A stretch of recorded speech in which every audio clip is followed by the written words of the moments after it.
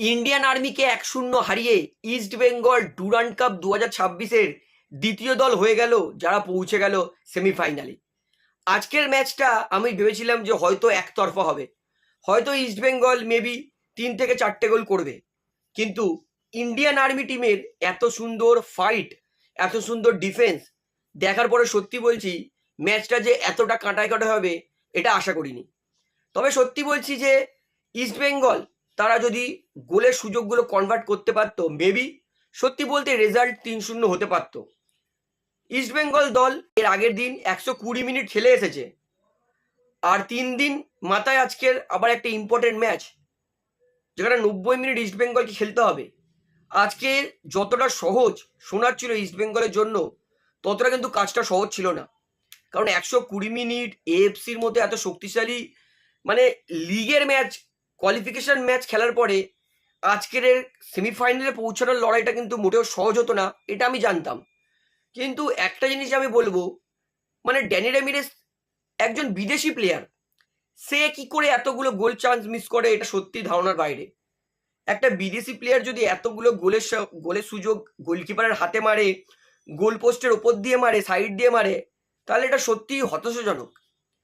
আজকের অনেকের মাথায় প্রশ্ন আসতে পারে যে শেষ মুহূর্তে, মানে যেটা 90 মিনিট একটা ইন্ডিয়ান আর্মির পায়ে পূর্বালা চেঙ্কবার হাত লেগেছিল কিনা, ওটা পেনাল্টি ছিল কিনা, অনেকের মনেই প্রশ্ন আসতে পারে। তো সত্যি কথা বলতে ব্যাপারটা অতটা ক্লিয়ারই ছিল না, মানে সেরকম ভাবে আমার মনে হয়নি যে ইন্ডিয়ান আর্মির প্লেয়ারটার পায়ে হাত লেগেছিল পূর্বালা চেঙ্কবার, আর সেরকম ভাবে রিপ্লেতে ভালো করে দেখাইও নি। সেই জন্য আমি রেফারির সিদ্ধান্তের সঙ্গে যাচ্ছি যে রেফারি ওটা সঠিক সিদ্ধান্ত দিয়েছিল, যে ওইটা রেফারি পেনাল্টি দেয়নি। কিন্তু আমার মনে একটা প্রশ্ন আসছে, যদি ওইটাকে রেফারি পেনাল্টি না দেয়, তাহলে কেন প্লেয়ারটাকে স্টিমুলেশনের জন্য কার্ড দিল না? এই জিনিসগুলো আমার সত্যি মাথায় ঢোকে না। যদি ওটা পেনাল্টি না হয় তাহলে তো জেনুইন ইয়েলো কার্ড ছিল স্টিমুলেশনের জন্য। তো আমি বলবো এটা রেফারি সঠিক সিদ্ধান্ত দিয়েছে, আমি রেফারির সঙ্গেই যাচ্ছি যে ওইটা কিন্তু পেনাল্টি ছিল না। ওভারঅল আজকের জেসানটিকে তিনিও একদম ইজি একটা গোল মিস করেছেন। ইন্ডিয়ান আর্মি 2-1টা ভালো শট করেছিল, পূর্বালা চেঙ্কপার প্রশংসা করব, কারণ পূর্বালা চেঙ্কপা আজকে যেই কটা সেভ করেছে, 2-3টে কিন্তু এমন সেভ করেছে যেটা কিন্তু গোল হতে পারতো। তো পূর্বালা চেঙ্কপাও কিন্তু ভালো খেলেছে। ওভারঅল সত্যি বলতে ইন্ডিয়ান আর্মি রেসপেক্ট, যে সত্যি ভালো লাগছে যে ইন্ডিয়ান আর্মি মাত্র 1 গোলেই হেরেছে, বেশি গোল করতে পারেনি ইস্ট বেঙ্গল, ওই জন্য খুশি। কিন্তু বাস্তবতায় বললে ইস্ট বেঙ্গল দল, আমি সত্যি ভেবেছিলাম যে আজকে ইস্ট বেঙ্গল মিনিমাম 3টে গোল মারবেই। আর হতেও পারতো যদি ইস্ট বেঙ্গল, বিশেষ করে ড্যানি রেমিরেস যদি গোলের সুযোগগুলো মিস না করতো। তো এই মুহূর্তে দাঁড়িয়ে আমি বলবো ইস্ট বেঙ্গল দলের মাস্ট একটা কিন্তু স্ট্রাইকার বিদেশি দরকার, কারণ সুযোগগুলো গোলে কনভার্ট করতে পারছে না কেউ। তো আমি বলবো অনেকেই প্রশ্ন নিতে পারে যে এর আগের ম্যাচ এসিএল এ 4-1 ইস্ট বেঙ্গল জিতলেও আজকে ইন্ডিয়ান আর্মিকে মাত্র 1-0 গোলে হারালো।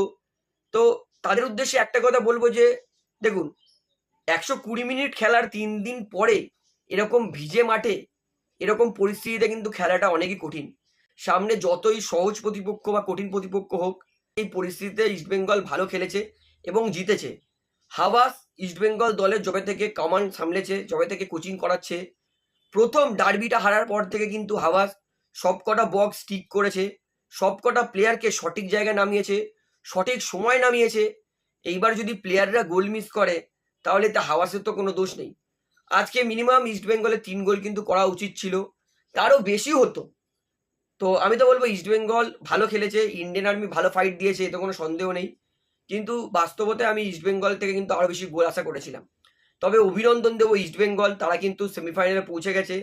এরপরে সেমিফাইনাল দিল্লি, তার বিরুদ্ধে ইস্টবেঙ্গলের। তো দিল্লির বিরুদ্ধে যদি ইস্টবেঙ্গল এরকম গোলের সুযোগ মিস করে তাহলে কিন্তু চলবে না, কারণ দিল্লি যথেষ্ট ভালো প্রতিপক্ষ, যথেষ্ট ভালো ভালো প্লেয়ার আছে দিল্লিতে। তো আমি তো বলবো আজকে আমার জন্য ম্যান অফ দ্য ম্যাচ আমি কাকে দিতে পারি, বিষ্ণুকেই দেবো, কারণ 39 মিনিটে পিভি বিষ্ণুর একমাত্র গোলে কিন্তু ইস্টবেঙ্গল 1-0 ম্যাচটা জিতেছে। সেইখানে কিন্তু সত্যি বলছি ওটা ডেনি রেমিরেসই বলটা বাড়িয়েছিল। ডেনি রেমিরেসের একটা ভালো বলে কিন্তু বিষ্ণু দারুণ হেড করে গোল করে কিন্তু ইস্টবেঙ্গলকে 1-0 জিতিয়েছে। তো আমি তো ম্যাচটা নিয়ে দারুণ খুশি, এবং আমি বলবো ইস্টবেঙ্গল ভালো খেলেছে, ইন্ডিয়ান আর্মিও ভালো খেলেছিল। তো আপনি ম্যাচটা কতটা উপভোগ করেন সেটা আমাকে অবশ্যই কমেন্টে জানাবেন। তো ভিডিওটা এখানে শেষ করছি, আশা করি ভালো লাগলে। তো ভিডিওটি ভালো লাগলে অবশ্যই লাইক করুন, কমেন্ট করুন, শেয়ার করুন, এবং চ্যানেল নতুন সকলকে অ্যাক্টিভ করে রাখবো, যেহেতু এইখানে আপনারা খেলার সমস্ত রকম আপডেটস পেয়ে যাবেন। তারা অবশ্যই পাবলিক ভিউ কলকাতা চ্যানেলটিকে সাবস্ক্রাইব করে বেল আইকন প্রেস করে অল করে রাখবেন। ধন্যবাদ।